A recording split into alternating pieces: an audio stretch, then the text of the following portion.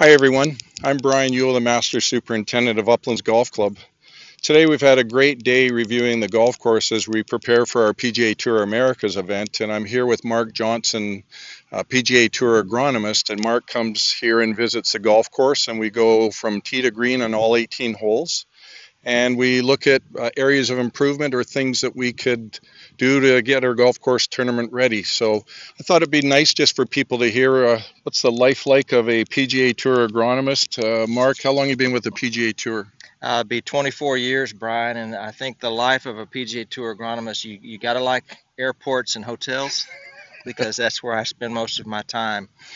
Now, how many days a year would you think you're on the road? Oh, 200 days a year. 200. Yeah, That's a long time to be away from home. yeah. Now, we're in the Canada swing of the PGA Tours America. So you started East Coast? Started in New Brunswick, golf course outside of Fredericton, Yep. New Brunswick. Just came out of a hard winter in fairly good shape, and the superintendent's done a fine job. They're playing the competition this week, so high expectations for that golf course. Yeah. And then you hit other places, Toronto. Montreal at the Bromont Open, and then Ottawa, Winnipeg. Yeah. And I'm spending a few days here in Vancouver and going up to Kamloops next week or later this week. So. Okay.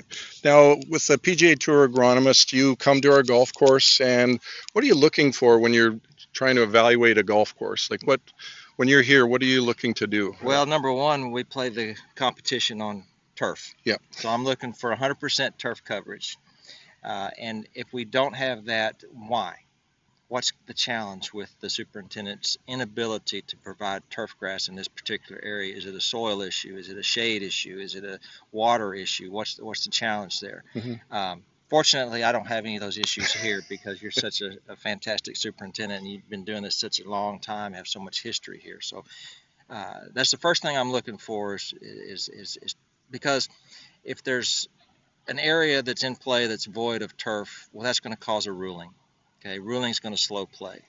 Rulings are bad turf areas. There's rulings for all that, right? You can get relief out of that, but it slows the game down, and it takes the player out of his framework when he's trying to focus on winning. On this tour, they have to win. They want to go to the next level, so they're out here. Every 144 players that start on Thursday and Friday, every one of them stands on the number one tee, wants to win. They have to win. Absolutely. So turf coverage is number one on my list. Right. Now, we go through the whole golf course, and we receive about a 12 to 16 page report from you, and we have PGA Tour standards as far as cups, flagpoles, certain types of hardware, and PGA Tour standards that we abide by, as well as you take inventory of our equipment, our staffing, our mowing schedules, what we're going to do during the tour event. Now, with all the events, like let's say a normal PGA Tour event, what would you see for a staff size for a PGA Tour sanctioned event? Because we want to do everything that we possibly can to the golf course, it requires people and equipment. So from a staffing level, most of the PGA Tour events are going to have 45 to 50 minimum. When you get to some of the larger events, we can have several hundred. Now, most of those would be volunteers. But the golf course is an 18-hole golf course at a PGA Tour level sanctioned event is going to have on his normal staff 45 or 50 Okay. operators. So 25 were pretty efficient? Very efficient. Brian, not to say anything negative, but, the golf course is smaller. Yeah. It doesn't have as many acres to maintain for the competition. That helps. 25 guys go a lot further on a smaller golf course. So, it's always a pleasure to come here because you guys just do all the right stuff all year long. You take advantage of the seasons to do your cultural programs. When the grass is growing, you're removing grass, you're verticutting, you're top dressing, you're managing your organic material. You're doing all the right things all year long.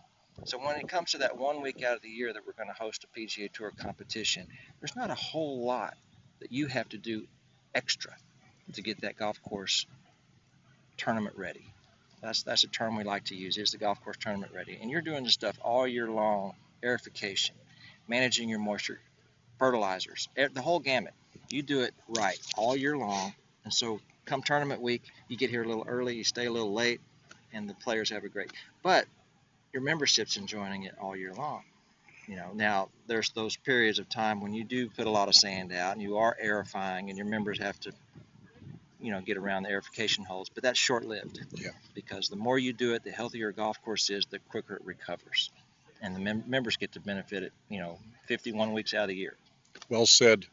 Well, Mark, this is our 23rd PGA Tour sanctioned event.